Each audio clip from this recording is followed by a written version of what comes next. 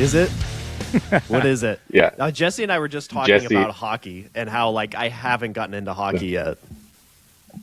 Oh, you should. Yeah, but you I should think get I converted Marco. Yeah. Well, it was a long time conversion from, Disney Mighty Ducks, and the only exposure that a Costa Rican gets to hockey is through video games and Disney. Yeah. To when I moved here to like Santa Ana area, like Anaheim area, so it was like just the local team, and I was like, heck yeah, I'll go for the Ducks. So, and we won yesterday, Right. and we're first in our division. Okay, so and I was at a show this last week, and there was this like giant guy in the pit, and I don't know what team he was wearing. He was wearing a jersey. I didn't recognize it, and I knew it was like a hockey jersey. And at one point, like halfway through the show, he left for a bit, and when he came back, he was wearing a Ducks jersey. He like swapped out jerseys, and so I was like, I recognized that one, but I was like, what are the rules here? Do you just get to like change the team you're going for, or like what's going on here, man? But he was don't know. big enough that I wasn't going to challenge him. I've been thinking about maybe wearing a jersey, but the problem with it is, for me, the problem with it is like here in California, obviously, like you have like three teams at all stages, right? So it's like if you wear like a Padres jersey, you see a Dodgers fan, right? And if you wear like a Chargers jersey, then there's like a 49ers. If you're a Ducks jersey, it's like a San Jose Sharks or a Kings fan, which is even worse. But so it's like I don't want to become a target just because I'm wearing a freaking Ducks jersey, So You're it's right. like I might have just. It is true. I did see. Speaking of Ducks jerseys, I have a friend, and we were at an ABR show, and I see this guy wearing a hockey jersey. I'm like, oh, that looks sick. And I keep on looking closer, and it's like a freaking August Burns Red hockey jersey. I'm like, that is insane. Like, and like the lights are dim, like he can't really see. The lights go on, the show is done, and then I'm looking for this guy, and it's actually a friend of mine that lives in California. Like, not a friend, he's an acquaintance that I've met a long time ago, and he's wearing the freaking Violent Gentleman limited edition August Burns Red hockey jersey. I was like so freaking jealous. It's like, oh man, but yeah, all the collabs that happen between hockey and hardcore bands. Oh yeah, I have to ask you guys how do you decide? And maybe it's obvious if you live closer to like San Diego. How do you decide if you cheer for the Chargers or the Rams, or is it like you're a purist that liked the Chargers when they were in San Diego, and that's how you decide? Like, how does that happen? I've actually got a very hot take on this. Okay. So the history here is like the Chargers started in San Diego, and then the Rams started in LA, moved to St. Louis, came back. Yep. So it kind of goes back. I would actually say there's more Raider fans still in LA than there are Rams and Chargers fans. Like the LA loves the Raiders, and it's just this weird thing where like LA hasn't been able to keep a team. But the thing about the Chargers specifically is they really pissed off all of their San Diego fans when they left San Diego. So like the San Diego purists actually hate the Chargers. And then LA doesn't like the Chargers because they're now like Raiders fans or Rams fans. Yeah. The Rams recently won a Super Bowl, so all those new LA fans cheer for the Rams. Of course. And the Chargers are like this team that has literally no fans. You go to their games and it's more of the opposing fans at every game. I mean, I went to a Cowboys game with my dad. It was Chargers versus Cowboys, and that thing was like 75% Cowboys fans. It was ridiculous.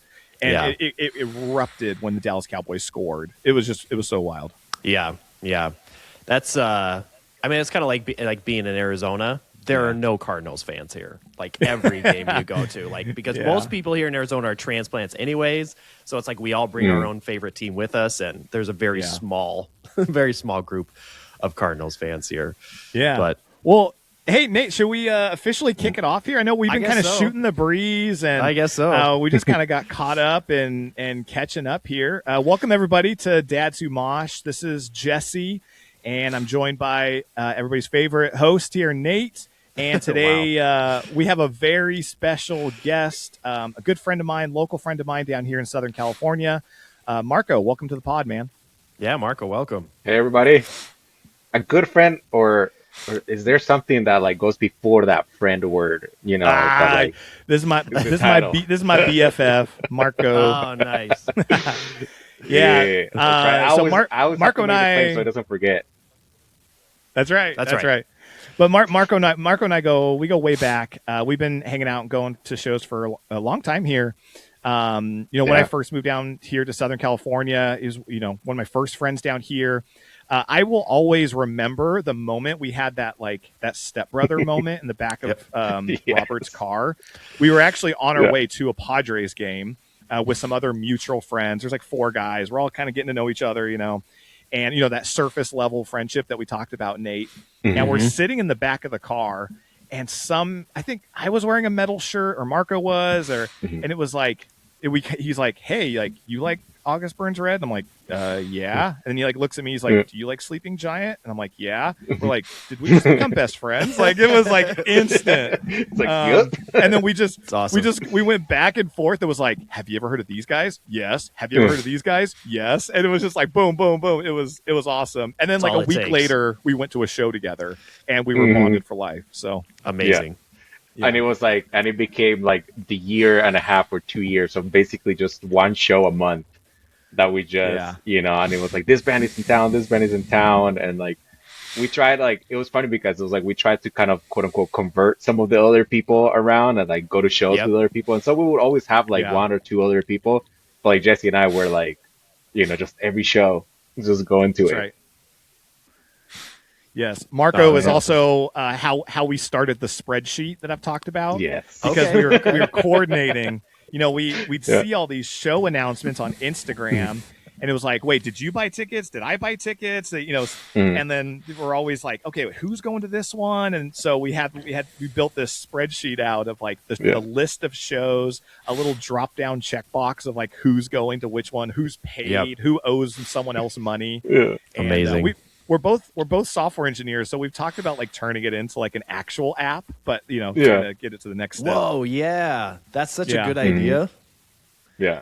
Well, there's some apps that are kind of similar, like Bands in Town has something like that, but it doesn't have the friends who paid tab on it. I think that's the most important part of it. I love that, because if you look at the notes are actually really funny, because some of the shows are like, okay, Marco paid for the show, but Jesse paid back in beer or something like that. Or like, Marco paid for this show, but I'll pay for this show. So like the notes are kind of like, oh yeah, I paid for this, you pay for that. Or, oh, Marco got this merch or whatever. It's like, back and forth, like in the little notes, just to keep track of like who does it. But it's funny because we don't even care that much, like it's not like payback or anything like that. It's very much like friend math, right? Where it's like, you just kind of go to the show and somebody paid for it, and sometimes just like, oh, you paid for the show, okay, here, let me get you a beer, or let me get you a shirt. And then it's like the ticket was like $70 and the beer was 10, but now we're even. Exactly. Well, but like inevitably, the more you're like, your crew, like goes to these shows together, there's always like inevitably one guy that like this is all geared towards. Like there's one guy that's like, hey, we just have this spreadsheet to make sure, because there's always going to be one guy, right, that never pays anybody back for anything. Exactly. Like, secretly, this is all for you because you don't pay anything back. But that's awesome. And you did so you not this last year, Marco, did you do Furnace Fest with Jesse, like the actual final year of the actual farewell year of Furnace Fest? Yeah. Oh, that's that great. Was my first. No, actually, it wasn't my first festival. Now that I think about it, because I went to Vans Tour when I was like 20 or whatever. But out of the hiatus, like that, it was kind of like the climax for me of like that year and a half of just going to shows every month. And then it was like, all right, I need to like slow down a little bit, just finances. But that Furnace Fest, the RIP Furnace Fest. And I remember telling him, it's like, this is not going to be the last. If they make money, they're going to try to do another one. But I went to that Furnace Fest. That was so cool. It was such a good experience. Yeah, I keep thinking about it. I keep thinking like, man, I mean, like it was great when, Jesse and I went with a few other guys like this last year. It was great. but it just kind of, I don't know, it was weird. There was weirdness with it. Not, it was like, anyways, yeah, we've talked about it on the podcast before, but the Mexican food wasn't there, right? It was there. It was there. He was there. Oh, okay, good. That was a lifesaver. Spencer had it every single day. because Spencer has horrible Mexican food up in Chicago, and he was like so stoked. He's like, I've been waiting all year for this. He just had it 3 times a day. That's great. It was. Yeah. I mean, it's so funny when you get into like the conversations of like monetization on like that, like festival shows and all this stuff, and like beer being expensive, merch being expensive, food being expensive. When you find that one, like that Mexican family, that they're hustling, and they're like, hey, quesadillas are $5, and you're like, $5? I'll take 4 quesadillas. Yeah. Just spend $20 in quesadillas. When then the other food truck is selling like 1 quesadilla for 15, and you're like, heck no. Yep. It's like, but that corn in the cup was so good. Ooh, yeah, the corn in the cup. Yes. It was good, man. Awesome, I got to go to both of those, and definitely like a slightly different vibe to both of them. Yeah. I'm really curious of what's going to happen to it. I'm keeping an eye out because they haven't officially said they're not doing it this year. They said they sold it. They didn't say who they sold it to. There's been a lot of speculation of who they've sold it to. So I don't know. Part of me is like, well, maybe it's better if it just like dies and then comes back as something else. But then part of you is like, I don't want it to die. I want it to stick around. Yeah. I don't know. Well, and what's interesting too, and I, not to dig too deep into Furnace Fest, but it's like I've been watching. So Johnny Grimes, one of the guys that was leading and organizing it when it kind of came back to life. He's been posting like memories from like each Furnace Fest that they brought back, and one of the things that he said kind of killed this last year was he said, they were kind of fighting against bigger festivals with more money that he, what he said was like, that don't really want smaller festivals like DIY festivals like us to succeed. And I thought about that, but then I was also like, man, at the same time, like Hellfest and like Sound and Fury and a lot of these other FYA that are very similar to Furnace Fest, they seem to be doing just fine. So it's like I don't know. Like I don't know. There's something weird going. I don't know what it was, and there's something weird. There's something that I feel like there's a missing piece here to why Furnace Fest just was not able to keep going, or like some of these other very seemingly similar festivals are still kicking. Don't get me going. It feels like greed. It's like corporate and just like private equity, and I don't know. All these big ones are all like so sponsored, and there's so much money in them. And when you go to Furnace Fest, it doesn't feel like that. That's true. And these other small ones, like when you see the clips of Hellfest and FYA, and they just seem so organic and real. And I don't know. And to me, that's the difference. There's like a magic there, a realness. Yeah. Well, if you're talking about the kind of demographic of it, right? If you think about kind of like the hardcore guys that go to these shows, right? Like I think it almost kind of goes hand in hand with like the types of bands that you're bringing.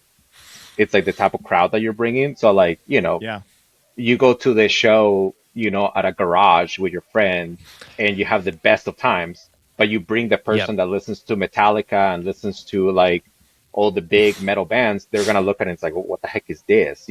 Or they might enjoy it, but it's like they're not used to it, So it's like I feel like it's the same thing with this kind of upgrowing festivals. They hit a point where it's like and like to Jesse's point, like the corporate greed or whatever, it's like the organizers feel like, oh, we need to keep on bringing bigger and bigger bands to bring in more and more people, but then you start diluting the audience that first liked us, gritty. I'm gonna come out of the pit bloody and maybe missing a tooth, versus the person that it just goes because the light show is really good, right? And like they have that experience. So you kind of hit that threshold where the festival starts getting bigger, and they start bringing in better bands. But then in Furnace Fest it was the shed, right? Like the shed experience goes away. Yep. Yeah. So Yeah. No, yeah, I think you're right. And maybe that is. Maybe Furnace Fest was just like, just kind of riding that fence. Or it's like, do we want to be really big and bring in like Knocked Loose and Dropkick Murphys and Under Oath and, August Burns Red, these bigger bands? Or do we want to, because the Shed is just always thriving. So I don't know, again, not to like get too into it, but yeah, I don't know. Because some of these other festivals too, like Sound and Fury and FYA and stuff like that, they don't really have those big bands. It's kind of more of like the smaller, hardcore bands and stuff, more just like Shed bands essentially. So, well, and I'm sure that it's the big bands that cover, like, that they bring in the money to be able to afford to bring in the little bands. Like you're right. At a Furnace Fest, one of the big ones they brought was Jimmy Eat World, and it feels like a weird fit, but I'm sure there's people that are paying the festival price to see Jimmy Eat World, so that me and you can go see Whispers with like 50 other people. Yeah, you're right. You're right. Yeah. Like the Coheed, like when the year that I went, it was Coheed and Cambria, where I was like, I know Coheed, like I know them from the soundtrack of that movie, like 9 or whatever. And I have a really good friend actually the friend that lives in West Virginia. He loves them. And when I told him, I was like, oh yeah, Coheed is going to go. He's like, I need to go. Like, he likes hardcore. He likes everything. But when he heard that it was Coheed, like they have like Coheed heads or whatever. I don't know. Like they have like a fandom, and like Coheed has lore and like books written about like their like it's all this thing. And I was like, I have no idea, but it's a big enough band. Like, so people, it's like, what, $300 to go see Coheed at a festival? Heck yeah. Like they'll pay that, and they'll pay the VIP to like meet the band and everything. Because it's in Alabama. But us, we're like, oh, Emery's playing, or exactly. Exactly. I did. So like the last few weeks I've been, just like doing this, the last show I went to, putting the word out. I did go see Varials a couple nights ago. It was good. Again, it was like, I know I said this on the podcast too. It was one of those things where I was like, I kind of just need to go to a show. Bolt Cutter opened, and Bolt Cutter was good. It's very much like slam, deathcore, that kind of a thing. My favorite set of the night actually was Heavy Hitter. Do you guys listen to Heavy Hitter at all? Have they? They kind of blew up on social media a couple of years ago with this song called Wall of Wax. They did the whole like the White Room music video, like all in black and white. A bunch of bands have been doing that recently. They were fun, and they're just like very, just like super heavy, but just like kind of more of that raw, heavy, hardcore, Better Pit, stuff like that. And then, Unity TX, which is like, like rapcore. We've seen it was that. all right. It was all right. And then Varials is heavy. It was good, but I also I was like, I don't know, kind of like watching. I'm like, I feel like it's kind of like Chadcore. Like there's just like a bunch of just like ripped hype guys like up there on stage, just like really cool and trendy. And I was like, I don't know.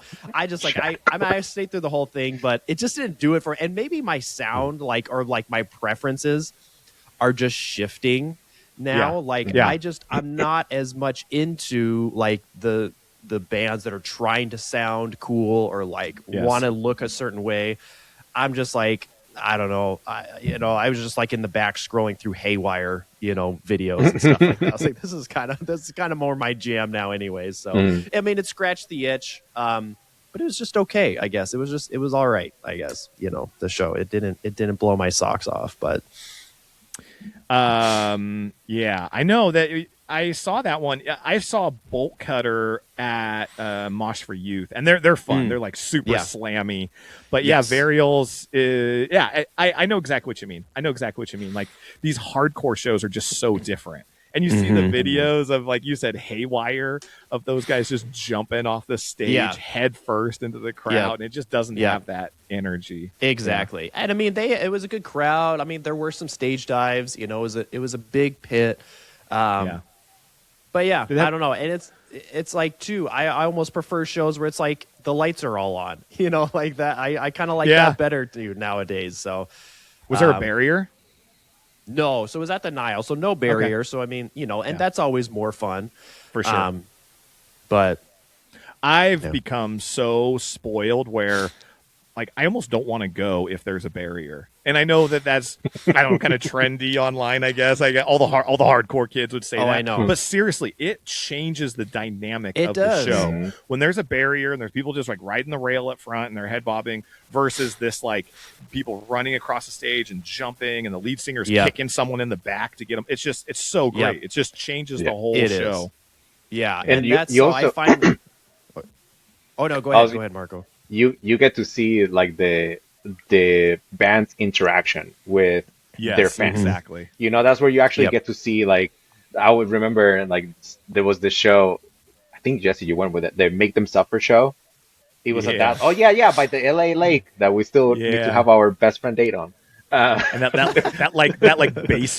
basement with the weird pillars all over the place and you couldn't see. Yeah, that was such a good show. Like, but it was a no barrier show. But I remember specifically. So it was like it's Make Them Suffer, Era, and there was another band that was in there. But the Make Them Suffer set, right? Like it was my first ever stage dive. Where I was like, I'm gonna do it. Like everybody's doing it, I'm gonna do it. Love it was this tiny little venue and like Make Them Suffer. I was just like, heck yeah. So I stage dive, and it was like awesome. Then you get to Era, and Era, they're a little bit more technical and everything, and everything. But there was this moment that it's like I like the sound of Era, but because of this moment, I almost can't listen to them anymore. I remember the guitar player, and I've heard this from several people too. The guitar player, people are stage diving, and everybody's having fun. It's like a good energy in the room. But then they get to this one song, and the guitar player goes like, all right, guys, the song is very technically difficult, and if I mess up, then I'm going to mess up. And so can you please not stage dive on this side of the stage? And I was like, what? Like, for real. What are you talking about? And worst. He completely, and like the whole energy just went low. Like everybody, like there was a few people in the pit, like, what the heck? And like, it was bad. And I've heard from several people later on that it's like, oh yeah, like he's a nice guy, but he's so kind of like in tune with like if he messes up, he ruins the show for him. So I was just like, but that ruined, like I can't really listen to Era anymore. Yeah. I've had that too. I can't think of top of mind, but we're like, a certain interaction or a show can totally, Yeah, I get it. All right. Marco, we're going to move into maybe my favorite segment that we do. Okay.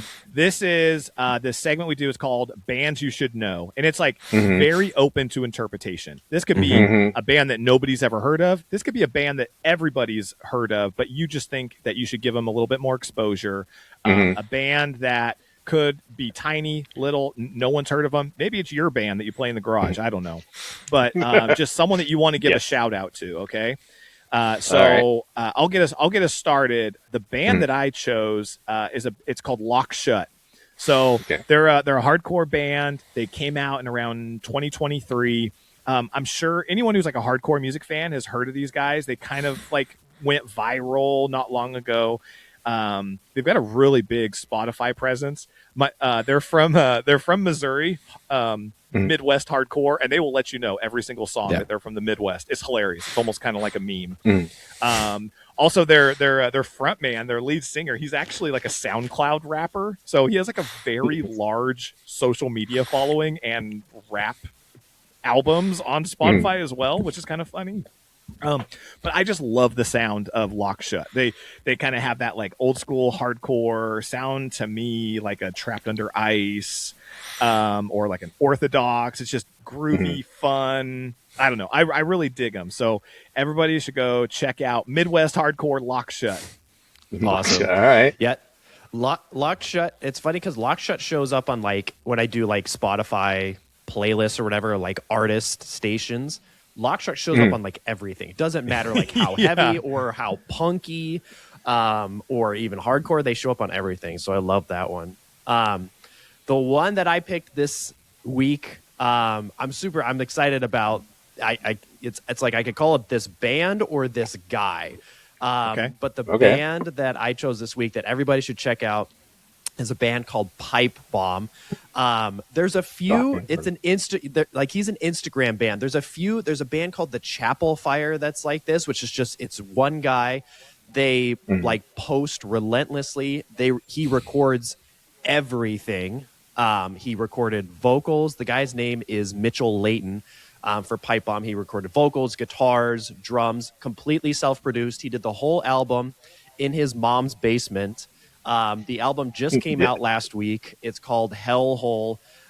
It's so great. The guy has so many, influences from The Chariot, Norma Jean, Botch. He loves that old, like Cornerstone kind of a sound. It's like that old, like Christian metalcore when it was really good back in the day. Those are like all of his influences.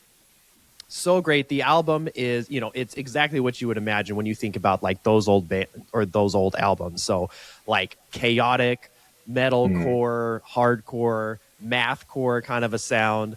And just super, I love the whole DIY aspect of it too. I started like following him and messaging, back and forth a little bit.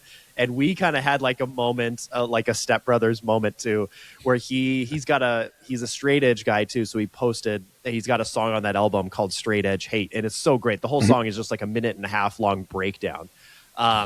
And so like he posted about it and I commented on it and then he commented on it. And then I was like, did we just become best friends? He said, yep. And so, yeah, go check out Pipebomb. Love, like I said, the whole DIY aspect of it. Pipebomb is great. So go check those guys out. Instagram, Spotify, Hellhole is the name of their, or the album that he just put out. Nice. Love it. Marco, that reminds me of... That reminds me of the guy you put me on a while ago with the crazy mustache, and he does Earth Grounds? Yeah, Earth Groans. Yeah. Oh, yeah. Doesn't he does the same kind of thing, right? Yeah, he just shaved his mustache, and it was devastating for the community. Like, he literally had, Which community? Like the mustache community? Or like the mustache? No, like, it was like the, the Christian hardcore, Christian metal band. Because not only is he like he does that, he produces all the Earthgrown stuff, but he's also a sound guy. Yeah. So he like goes on tours for like Silent Planet, and he goes on tours with like Johnny Booth and all this stuff. So it's like he's like a well-known guy. He's just like an overall like nice guy. Like I've talked to him in like the back of like merch tables and everything. And yeah, his mustache is like his signature. He had like in the merch store for Earthgroans, that was like, I think they were like mustache keychains and stuff like that. So, he shaved that and it's like the end of an era. It's like, oh no. R.I.P. Pour one out for the mustache. That's right. I know. That's right. Should. But, all right, what do you got, Marco? What's your band? Oh God, it was so hard to decide because I have a little, like, I have a heart for a lot of like this, like little Christian bands that, Christian metal bands. And I think that the one that I'm going to go for is one called Convictions. And I just, like, I love them. Like, I first heard of them, like, 2 years ago. And I thought that they were just they're kind of up and coming. But, like, they had, like, 2 or 3 albums already that I listened to. And I was like, oh, my gosh, they're so good. And they're just, the lead vocalist, Mike, I think is his name. His range is just insane. Like Lorna Shore level. Like he's just the way that he sings. He can go like from super lows to like pterodactyl screams, and then they have some cleans and just overall and the message. They're a Christian band and they have Christian messaging, but a lot of the songs too are just in this like positive vibe, and so it's like I feel really safe listening in the car, with my kiddos, like listening to their songs and everything. And yeah, they're just really good. They're indie. I think that they just went fully indie. So they need all the support possible, and they're small enough that they will still answer to messages.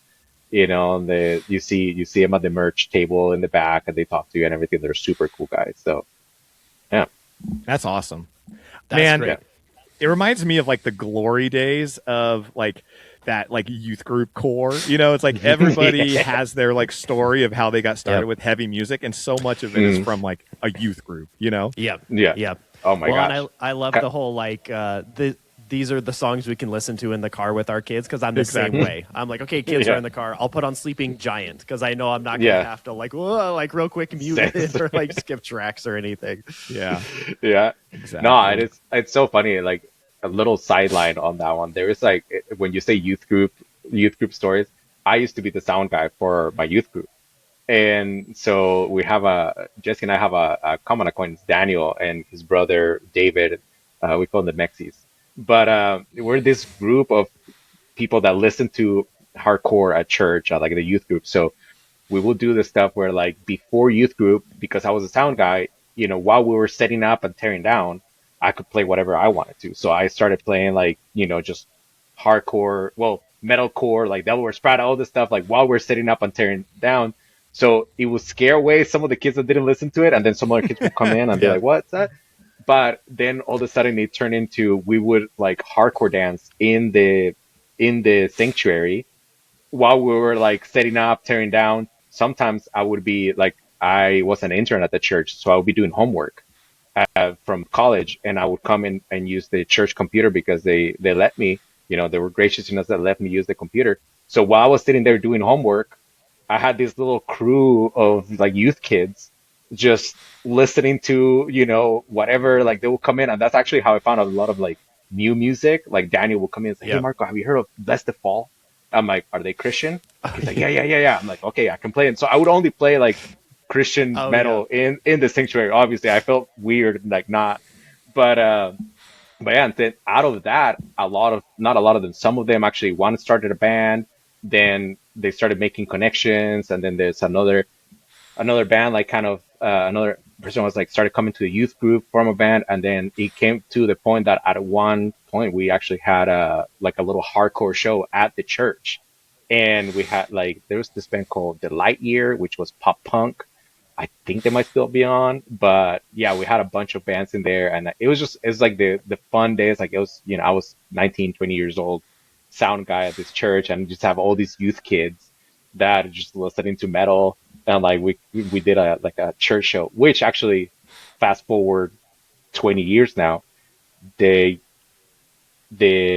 youth pastor at the church that I go to right now was in one of the bands that came to that show, but he just joined later. So we were talking about stuff, like he saw me, I was wearing an Impending Doom shirt, and he was like, "Oh, is that Impending Doom?" And I was like, "Yeah." He's like, "Oh, I used to open for them." I was like, "What band?" And he's like, "Oh, The Great Commission." I'm like, "With Victor?" He's like, "Yeah, Victor." I was like, I did sound for you guys. It was just this like really weird, like tiny thing. But like, yeah, you go back to anybody that is over 30 and went to youth group probably knows about Devil Wears Prada, knows about, all this like little. Yes. Oh yeah, absolutely. Wasn't that this is a weird piece of trivia. Wasn't The Great Commission the band in the background of one of Taylor Swift's music videos? We can fact check that, but I'm pretty sure her song "Trouble," so. Right? It would like she goes to a show with her boyfriend, and I'm pretty sure it was The Great Commission in the background, which is so funny. I'm almost 100% sure, because they blew up for a little bit. They had a female bass player or a female drummer. I forgot. Like they had a female in the band, and that was like a thing. But yeah, I remember that. I remember them being like, "Yeah, we're in the show." I was like, "Dang it." That's great. Jesse, switching gears a little bit, you found something that I thought was interesting in hardcore news. Do you want to share what you've got here in hardcore news? I have some thoughts about this too. Man, I wasn't sure if I wanted to talk about this today or not. No, totally. So I put it in there, but it was like one of those topics. So basically, there's a festival, tour that goes around Punk in the Park, and it was like halfway done touring, and a bunch of bands kind of like came out and found out that the people that had set it up were like Trump supporters. And so then a bunch of bands all started pulling out of it. And then a bunch of fans started kind of like flaming them on social media. Yeah. And it kind of went a little viral. And so that they ended up canceling the rest of Punk in the Park. Yeah. And it's basically all kind of around this idea that like, that's not punk to be, right wing or whatever. Yeah.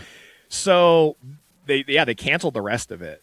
So you said you have some thoughts. Maybe I'll let you share your thoughts on it. And I don't, I'd never want to get like super political because it drives me nuts. And this isn't super political really. But yeah, so Punk in the Park played here last December. They made a stop here in Chandler. I think MXPX was the headliner for it. A buddy of mine went to it. I didn't get a chance to go, but this is just what I think is interesting. And this is, again, not too political. I was reading that article that you posted from Loudwire. Yeah. One of the bands was the Addicts were there, and they pulled out. And what they said is punk should unify us, not divide us. And in my mind, I was like, you're absolutely right. So why? I don't know. My thought is, why are you guys leaving then? Like, why? I guess, and I don't know. You have to take a stand and, stuff like that. I do get that. But it's like, I don't know. And maybe it's the pressure of cancel culture and everything that's going on right now. But there are people that are just so quick to pull out of things and be like, well, this is divisive. But it's like, but isn't it also a little divisive to not associate with somebody because you don't agree with their political beliefs? So I don't know. That's my take on it. I don't know. I think it's a really good take, right? Like if you're going to be upset about cancel culture one way, you have to be upset about cancel culture the other way too, Yeah. And I know that there's like, it's been like, oh, well, like when one side's in power, it's like, oh, they're canceling these people because of whatever. And then as soon as the other side's in power, like they're canceling people or and like shutting down free speech in different ways or whatever. And so you're absolutely right. It's like, it's kind of the same thing where it's like, okay, you don't want this to divide people. So you're going to pull out and divide people and make people choose a side, Yes. Yes. And choose a side. Yeah. Yeah, it is weird. I mean, everything's weird, like politically, and weird. You can go down these rabbit holes, right? Like, as much as I think I despise Ronnie Radke from Falling into Verse as a human, he has said things that I'm just like, but you're kind of right. I guess it's like the whole like he was calling out Speed because Speed had a deal with Nike. He's like, that's not punk. Nike has sweatshops and stuff like that, or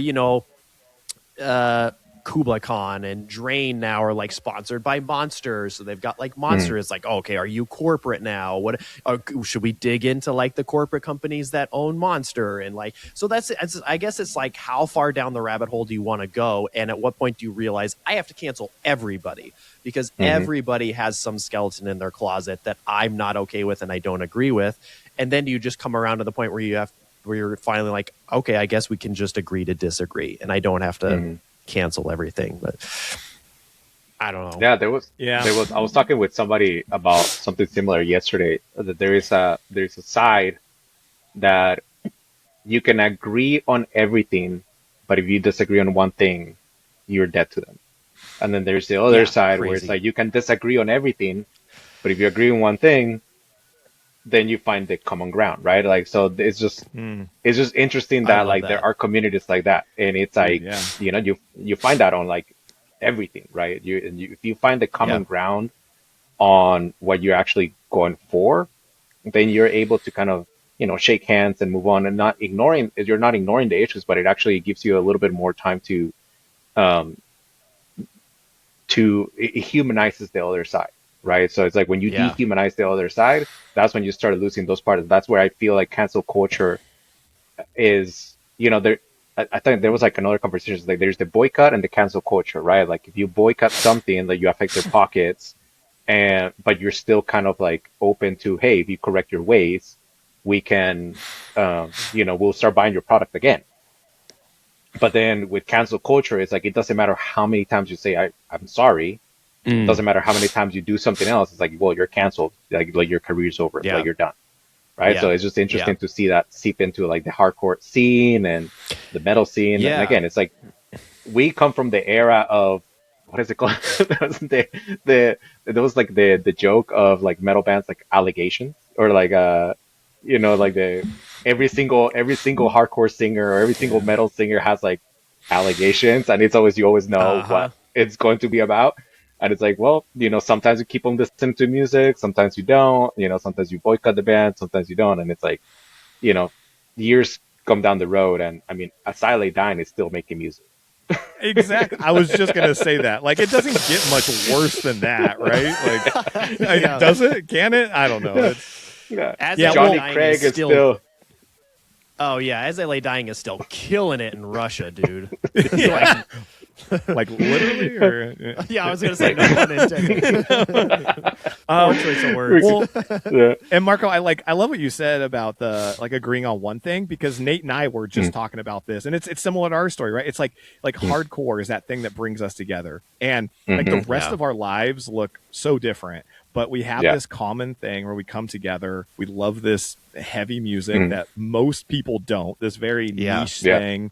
We love two-stepping and moshing, and whether it's push, put, hitting, or ninja swinging, whatever it is, it's like it's we have this thing in common where we like come together for a brief moment, and and that's the whole reason we're there. Which I think, back to your point, Nate, is like why it's so frustrating that these things get canceled over that, because it's like, man, like there's so much.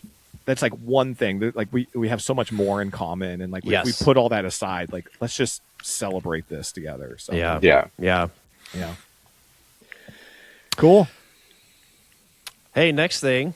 Well, maybe I'll go through this real quick. Yeah. And then we can, but the other segment that we do, Marco, is we take a look at just like, new singles, new EPs, new albums that have come out. Gosh, okay. There's been a bunch this week. A lot, yeah. I'll hit on the first three here. Jesse, I know you put the last three there, so I'll let you do those. Bayway has a new single, Sea of Regret. This song is great, man. I've listened to this a few times in the last week. This is about, the lead singer from Bayway, his name is Jay, Jayway, which he has a podcast now called Jayway. Or shout out Jayway. Shout out Jayway. Life of Jayway, I think, is the name of the podcast. But this song, Sea of Regret, it's a kind of a change from what they normally do. Bayway, it's a song actually about his brother who was killed once he was hit by a car 18 years ago, and so this song is about that, and it's just like, it's surprisingly emotional, especially from a band like Bayway, who their bread and butter is like that, like almost like beat down hardcore tough guy, kind of a sound. And it's really cool. Like, the melodies of the guitars are emotional. Like, the lyrics are emotional. It's a really cool. And I think, his whole point with it, Jay, was really like, hey, and it really aligns with like what we are, really excited about with Dads Who Mosh, is like, guys oftentimes are not allowed to talk about their emotions. If they're going through hard things, it's like you just shove that down and you get, pushed through. And this song was kind of about talking about some of the stuff that he deals with after the death of his brother. Even, it's almost 20 years ago, still dealing with that stuff. And a lot of people have lost people. And so it's a really cool song. Shout out to Bayway for that one. That one's a really cool one. Terror dropped another single from their new album. That comes out April 24th. Destruction of My Soul is just pure, unadulterated terror. It's so awesome. So good. It's got the call outs, the breakdown, the two steps. I mean, Terror is a legend forever.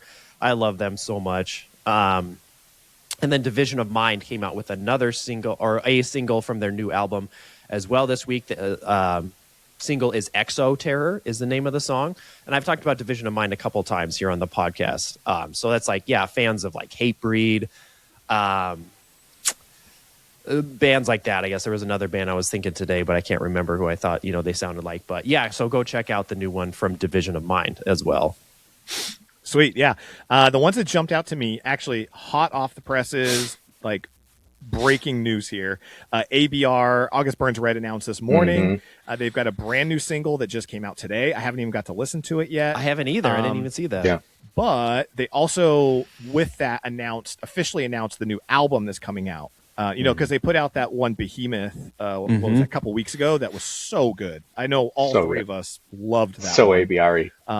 Yeah. Exactly. Yes. Yeah. We talked we spent a long time on the episode talking about it. It's so good. But anyways, the album. So they've got an album coming out June 5th. I think it's called Season of Surrender. Mm-hmm. So that's exciting. They've been doing a lot on social media, I think, gearing up for that. I also, side note, they're selling air fresheners in the shape of flip-flops. Yep. So kind of random. But also very ABR. Well, yeah, exactly. Yeah, no, it's not random. Isn't that's one of the things that they are so known for? It's they were so this clean cut kid. Their guitar player. And he wears flip flops. Yep. You know. Yep. And then the other one. So Incendiary, they're putting out they put out this really cool album. They remastered a bunch of their songs, their best hits from over the years, and they've released some ones that they've never released before. So kind of a cool compilation, kind of the best hits. New York hardcore, old school, just fun. Yeah. I gave that one a listen. It's cool, and there's some real hidden gems in there. Yeah. And then the last one, this one is about a week ago. Maybe we missed it last week or maybe right when, but it's the Boundaries. That's Boundaries. right. I think I did. I think I added that one. That's right. Now that you say that, I was like, oh yeah, I did. Yeah, that's right. That song, Skies Cast Amber Black, we talked about it last week. I mentioned it this week though, because apparently there's been a little bit of fan drama with this band and with this song. I'm not enough of an audiophile to be able to hear this stuff. But apparently on Boundaries subreddit, a bunch of fans were complaining about the mix on this song and saying it's not heavy enough, where are all the lows, all of this stuff. Well, Boundaries, I guess the band members are really active on their subreddit.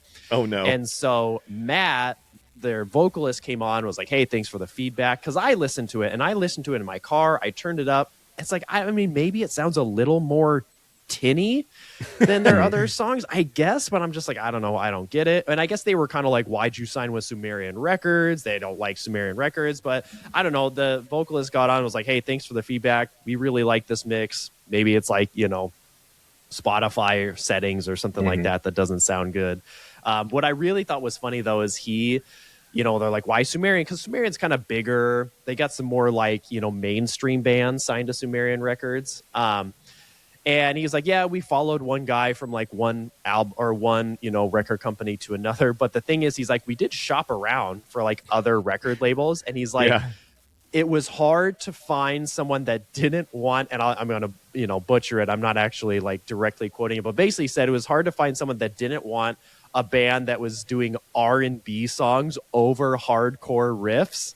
And he's like, but that's what they want. And I was like, that's kind of it's kind of a shot at some of these bands that we've talked about on the podcast where it's you guys have changed your sound. It's you've got pop songs, but you're putting heavier guitars and stuff, and now you're calling it hardcore. So I can appreciate the fact that the band Boundaries is yeah, we're not into that. We want to keep making heavy music. So yeah, crazy. I had no idea that there was some drama going on there.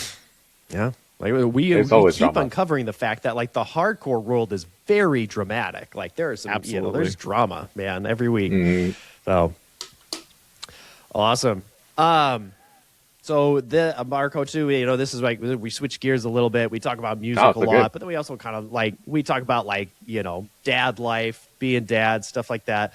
One of there's a couple of things that I love to ask both of you guys this, just to kind of share dad stories. I was brainstorming some things like that.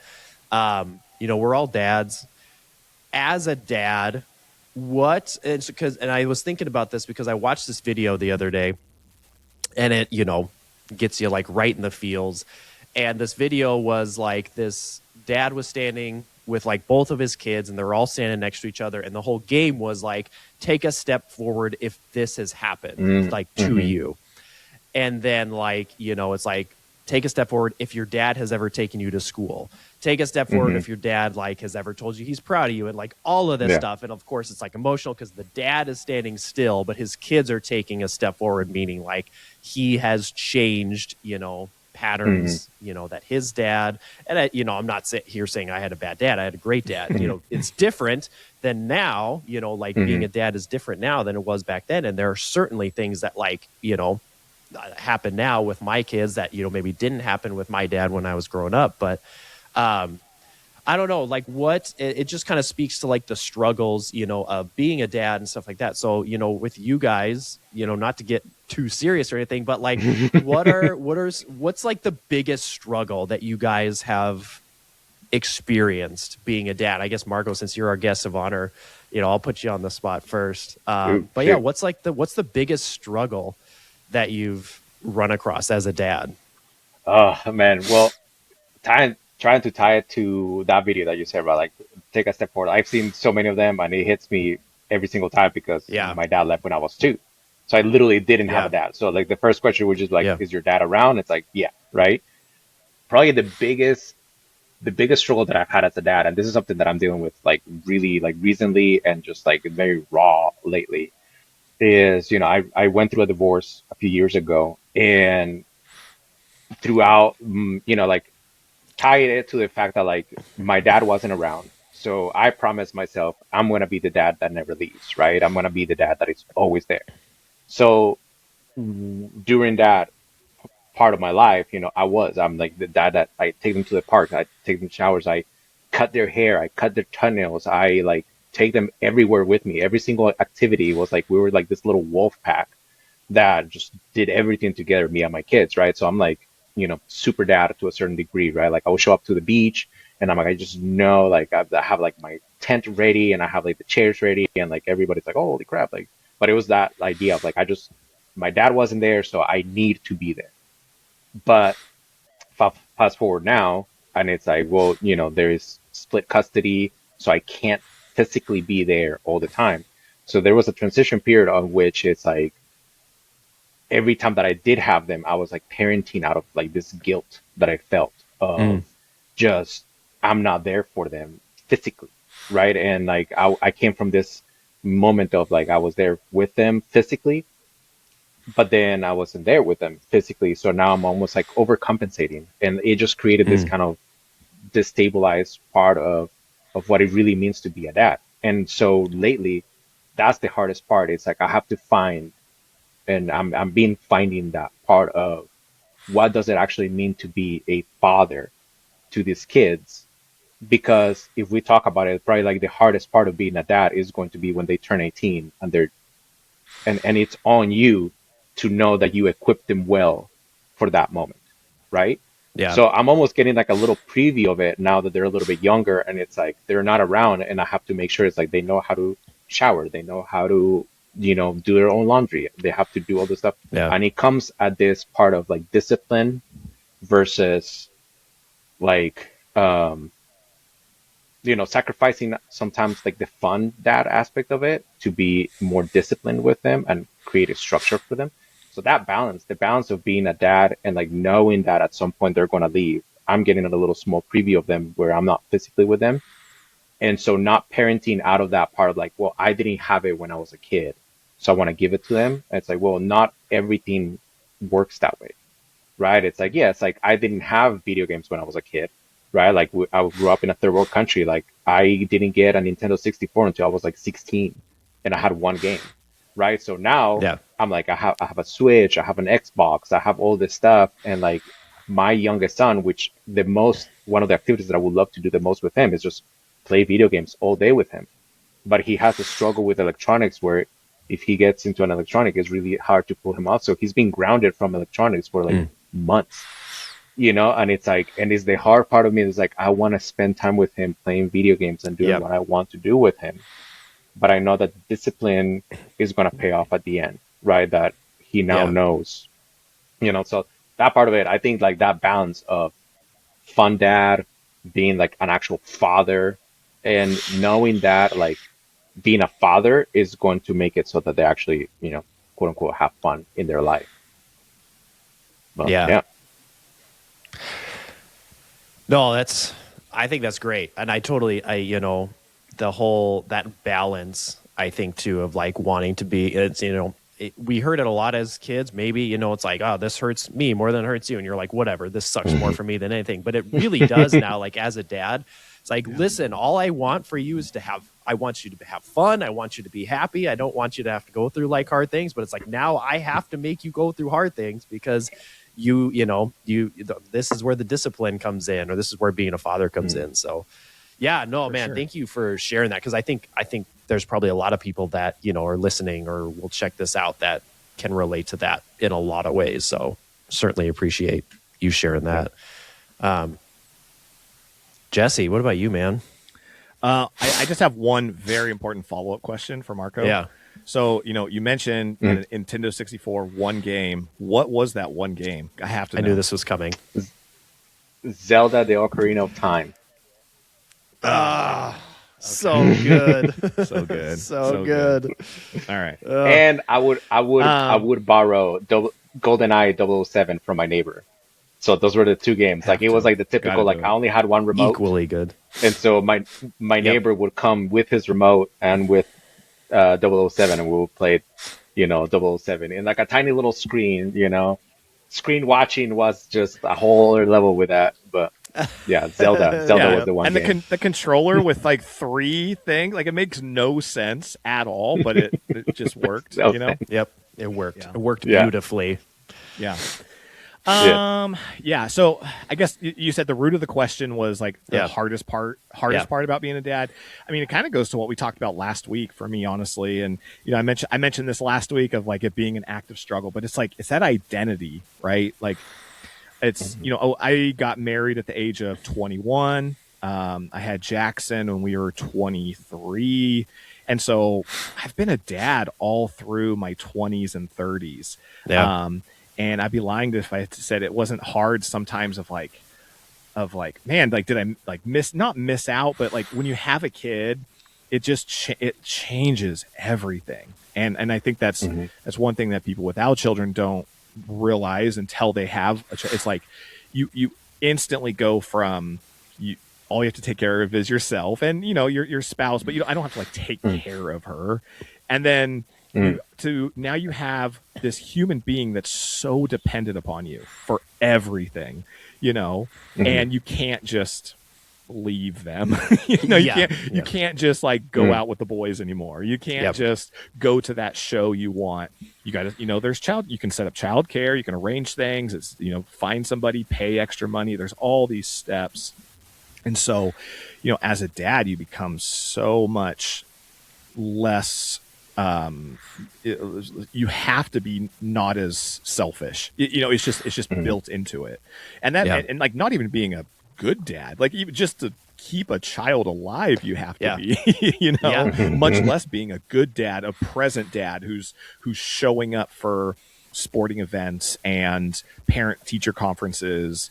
And so it's tough to like lose that self identity a little bit and that stuff that you want to do and those things that like selfishly like so I'm so thankful for Madison, who helps enable that. She's the only reason I'm able to go to these shows and stuff and be able to support there. But just like not losing like who you are, which again, to like the core of this podcast is like Dads Who Mosh. We go out, we get this little break from real life. We get the break from those parent teacher conferences and snack duty at soccer practice. And we get to go and like live like I'm 20 and mosh pitting and then feel it in my back for 3 days afterwards, So great question though. It's a great question. No, I get that too, because, I was also, my wife and I got married when we were 19, had kids, our first kid when we were 22, and a lot of people ask, like, well, are you upset? Like, do you feel like, you did it too early? And I'm just like, I don't know, man. It's just, that's the life that I have. Yeah. It's worked out good so far. Maybe I could have had like some extra years to go be an idiot, and then like, I don't, whatever, but, on the flip side of that, by the time our youngest leaves the house, I'm going to be like 42. So I've got like the whole second half of my life to, go live. But and I think, Marco, too, some of the stuff that you touched on, for me, like growing up, we didn't have a lot either growing up. When everyone was getting Nintendo 64s, that was when I got my first console, but it was an original Nintendo. And my dad found it in the garbage. My dad was an expert dumpster diver. We had so much in our house that was like other people's trash.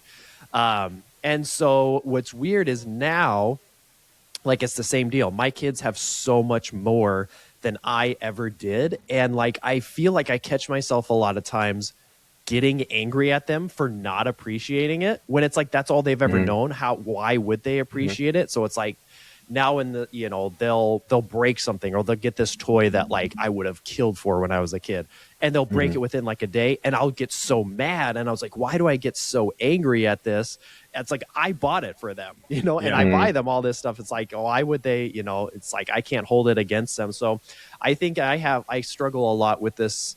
I don't know, like, how I grew up compared to how they're growing up, and I almost like hold it against them for not appreciating all the things that they have that I never had, which is just so silly. You know, it's just like, what am I have the means to like give them cool stuff, and I'm just not going to do it because like, you know, go find into the dumpster, you know, kind of a thing.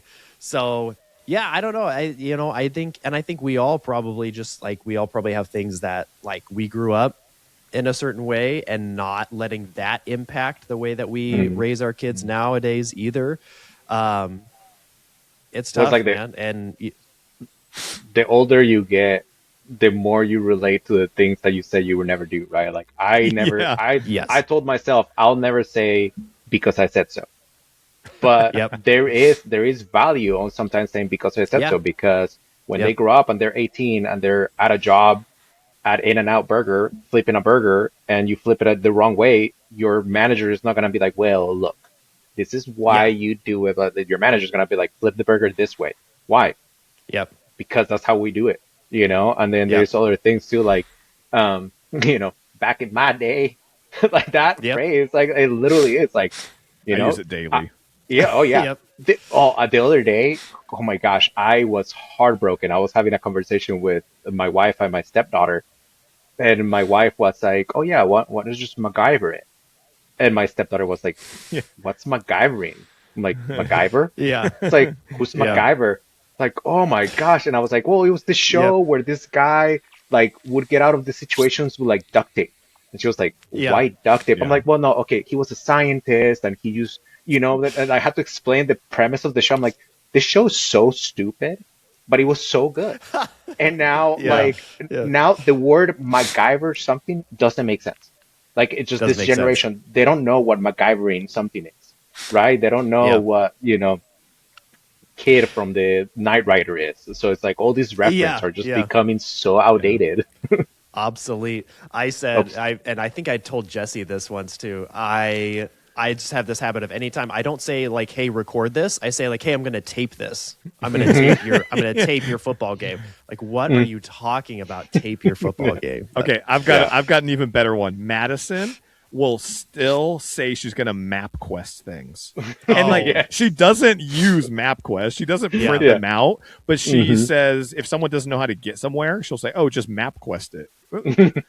What are we doing here? I got to send that one to her. She's going to kill me. That's great. That's great. I think it's going to be like in 10 years, somebody's going to say like, Google it. And it's not going to be Google. It's going to be like, oh, you have to chat GPT it. You have to, you know, ask AI something, you know, like Google is going to be gone and now it's going to be something else. Yep, that's right. So, Marco, I want to, before we run out of time here, and I know you got to get back and get your company's website back up and running.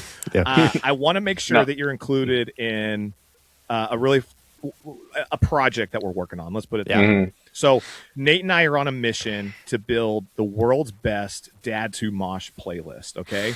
And so each week, Nate and I both add one song to this playlist. We limit it. We started off from 0.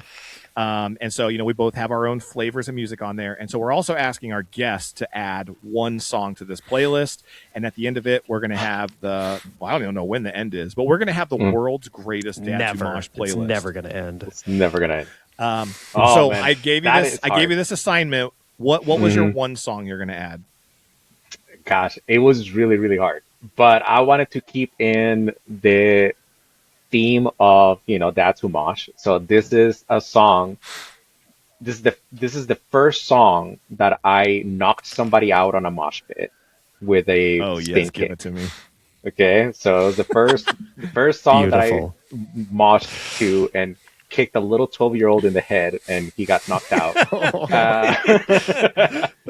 You're like that meme of like the guys at all ages shows. That's yeah. I was 20, so I wasn't even that, but I felt old because I was like youth leader, so you see these 12-year-old kids, 15-year-old kids, like your guys aren't children.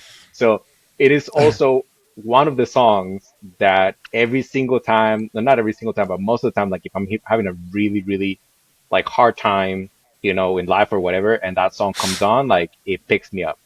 And it is Composure by August Burns Red.